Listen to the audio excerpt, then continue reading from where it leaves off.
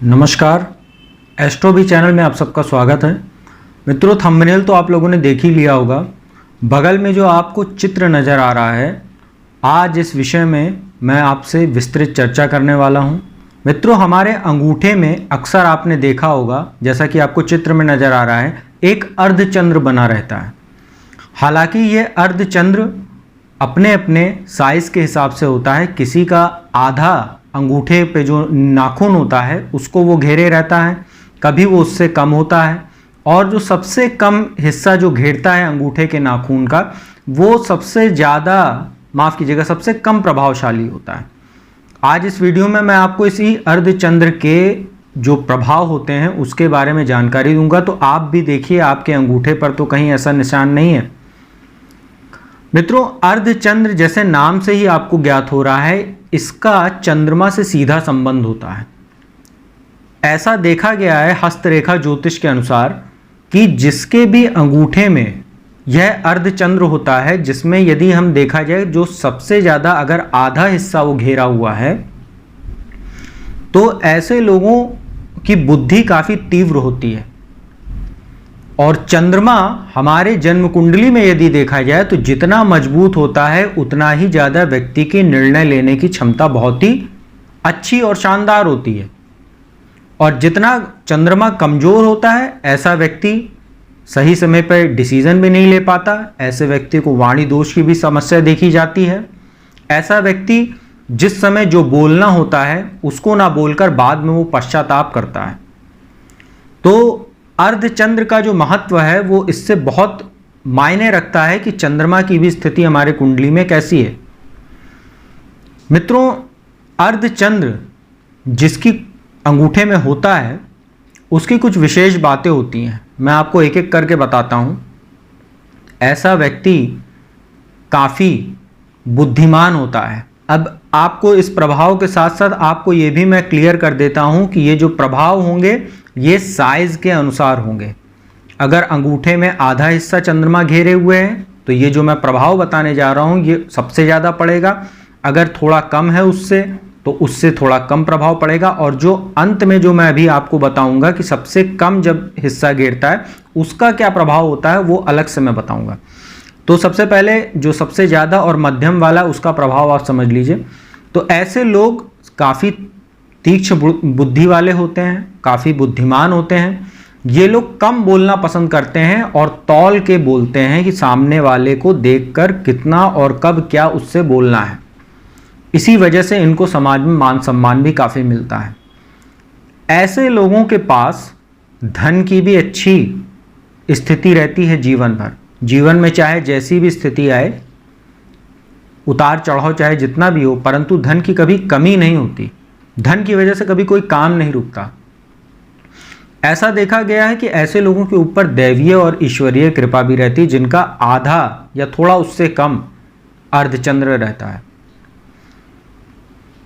साथ में ऐसे लोग परिवार के प्रति और माता पिता का बहुत सम्मान करते हैं, काफ़ी संवेदनशील होते हैं परिवार के प्रति, छोटी छोटी बातों का ध्यान रखते हैं, दूसरों को सुख देना, दूसरों के लिए सहयोग के लिए ये सदैव तत्पर रहते हैं।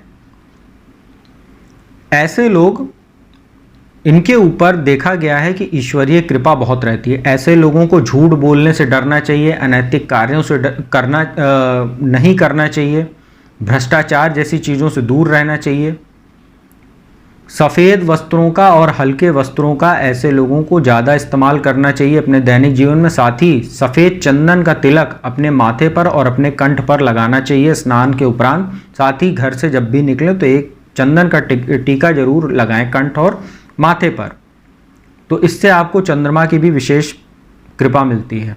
और जब भी पूर्णिमा का दिन हो उस दिन रात्रि चंद्रमा को जल में थोड़ा सा दूध मिलाकर अर्घ भी दें, ओम सोम सोमाय नमः इस मंत्र का जाप करते हुए, तो काफ़ी अच्छा रहता है। तो मित्रों, जो जिनके हाथों में भी ये अर्धचंद्र का निशान पाया जाता है, ये समाज में मान सम्मानित होते हैं, इनके पास धन की स्थिति अच्छी होती है, इनको परिवार और माता पिता की काफ़ी चिंता रहती है और उनका सहयोग भी काफ़ी इनको मिलता है जीवन पर्यंत।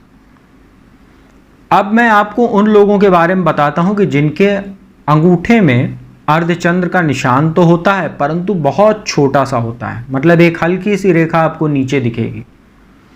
ऐसे लोगों के साथ दिक्कत क्या होती है कि जो भी मैंने शुभ प्रभाव बताए हैं इसका बहुत ही नेगेटिव इम्पैक्ट पड़ता है। एक तो स्वास्थ्य के लिहाज से भी इनको काफ़ी समस्या रहती है जीवन भर। फेफड़ों से भी संबंधित इनको कभी समस्या देखी जाती है, छाती संबंधित समस्या देखी जाती है। और स्वास्थ्य के लिहाज से जो छोटा आकार का चंद्रमा होता है अंगूठे पर, यह अच्छा नहीं माना जाता। साथ ही ऐसे लोग कंफ्यूज रहते हैं, कभी भी निर्णय नहीं ले पाते हैं। क्विक डिसीजन जिसको बोलते हैं, त्वरित निर्णय क्षमता जो होती है वो नहीं ले पाते हैं। बोलने में हिचकिचाते हैं, कब क्या बोलना है, किसके सामने कितना बोलना है, ये इनको समझ नहीं होती, जिसकी वजह से अक्सर ये वाद विवाद के शिकार होते हैं और इनको सम्मान में भी इनके कमी आती है। ज़्यादातर मामलों में देखा गया है कि जो ये लोग शिक्षा ग्रहण करते हैं कभी भी उस शिक्षा का आगे इस्तेमाल नहीं कर पाते हैं। यदि पढ़ाई कुछ किसी और सब्जेक्ट की करेंगे, जैसे पढ़ाई करेंगे, अगर ये विज्ञान की पढ़ाई करेंगे तो काम करते हैं क्लर्क का। तो मतलब जिनके भी हाथ में छोटा चंद्रमा रहता है ऐसे लोगों को भगवान शिव की पूजा उपासना कुछ ज़्यादा ही करनी चाहिए, क्योंकि चंद्रमा इनका वैसे भी कमज़ोर हो जाता है। और चंद्रमा को बलि करना चाहिए जिनके हाथ में चंद्रमा बहुत ही छोटा बना रहता है, अर्धचंद्र का जो निशान होता है अंगूठे में।